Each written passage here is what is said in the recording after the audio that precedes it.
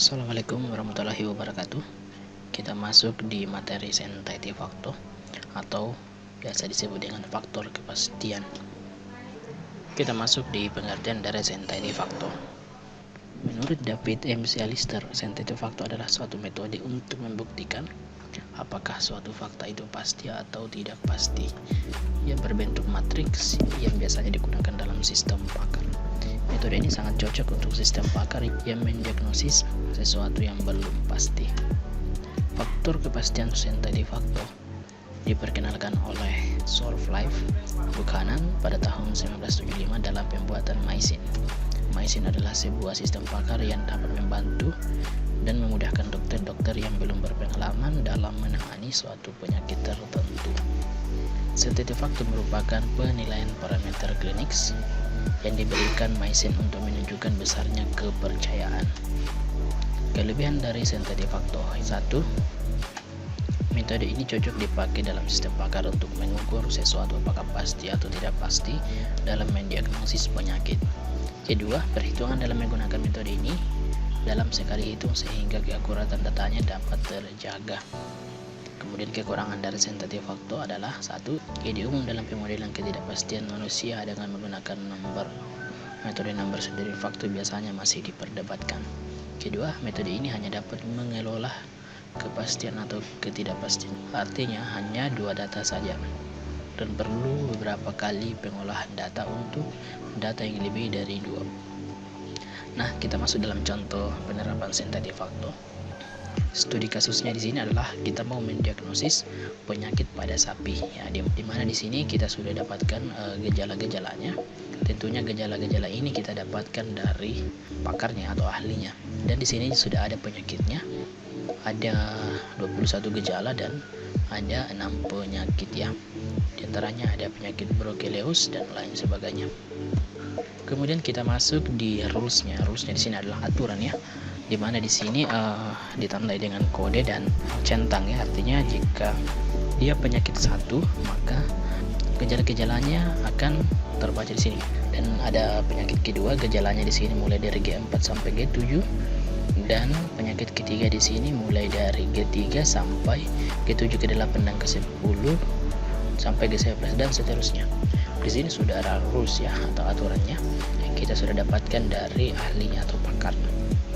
Nah, kemudian kita masuk di cara pengerjaan. Nah, penggunaan dalam konsultasi diberikan pilihan jawaban yang masing-masing bobotnya sebagai berikut, mulai dari 0, di mana keterangannya sebagai berikut, ya. 1. Jika tidak sama dengan 0. Jadi keterangannya itu yang pertama adalah jika tidak nilainya adalah 0.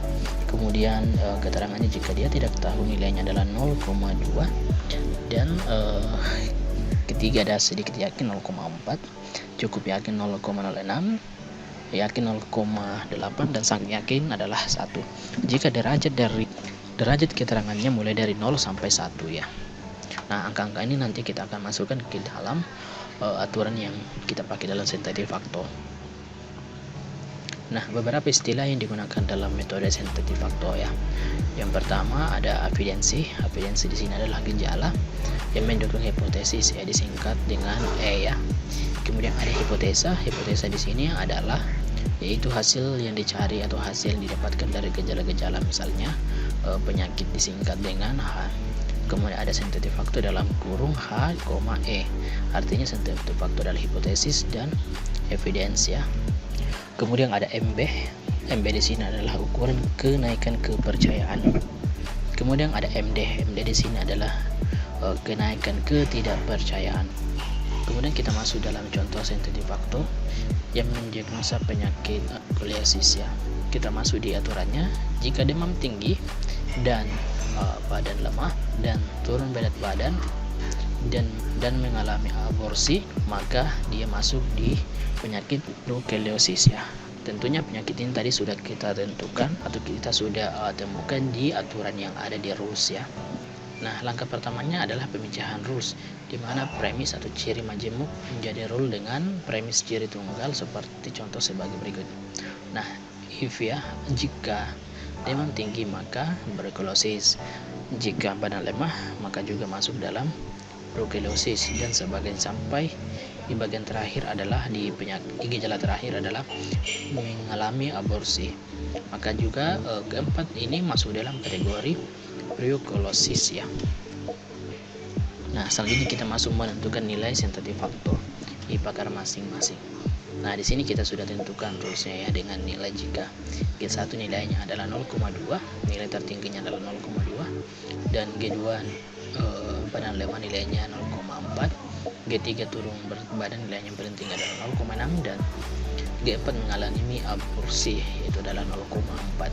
Nah, kemudian dilanjutkan dengan menentukan sensitif faktor user ya. Maksudnya di sini sensitif faktor user adalah derajat keyakinan yang dipilih oleh user ya. Contoh, jika G1 sama dengan sangat yakin maka nilainya adalah 1, dan jika G2 yakin nilainya adalah 0,8, dan jika G3 sangat yakin nilainya adalah 1, dan jika G4 yakin sangat yakin maka nilainya adalah 1.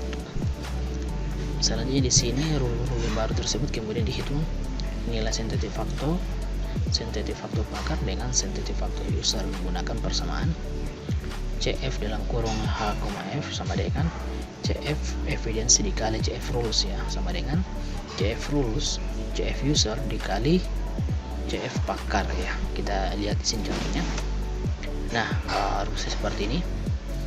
Nah, di sini sudah ada aturannya adalah 0,02 untuk gejala 1 sampai gejala keempat adalah 0,4 dikalikan apa yang dipilih oleh user. Di sini artinya ada yakin, sangat yakin, yakin, sangat yakin, dan sangat yakin, maka nilainya adalah 0,2 dan seterusnya sampai 0,4 ya. Nah, selanjutnya kita masuk di langkah terakhir dalam pembinaan nilai sensitif faktor dari masing-masing rules. Di sini adalah penulisan rumusnya ya, dimana sensitif faktornya sampai CF4 ya. Kenapa sampai CF4? Karena gejala untuk menentukan preukolosis itu adalah gejalanya hanya 4 ya. Jadi sensitif faktornya juga sampai ke 4. Nah, di sini kita bisa lihat rumusnya. CF combine CF1 CF2 sama dengan CF1 ditambah CF2 dikali 1 kurang CF1.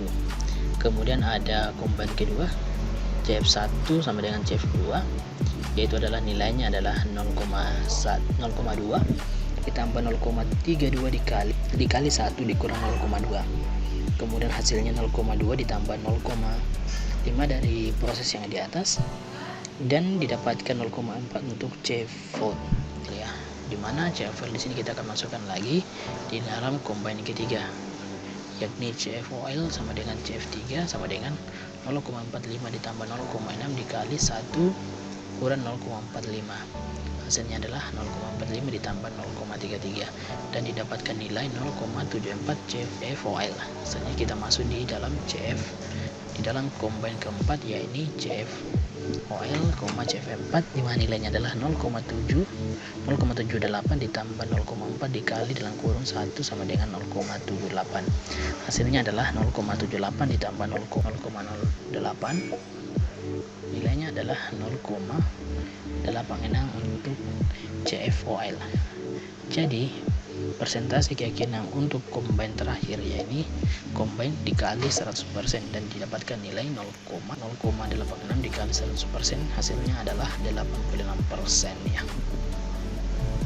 Dengan demikian kesimpulannya dapat dikatakan bahwa perhitungan sensitif faktor yang dilakukan pada jenis penyakit preukolosis memiliki tingkat keyakinan sistem dengan nilai 86%. Oke, sekira cukup untuk materi kita kali ini.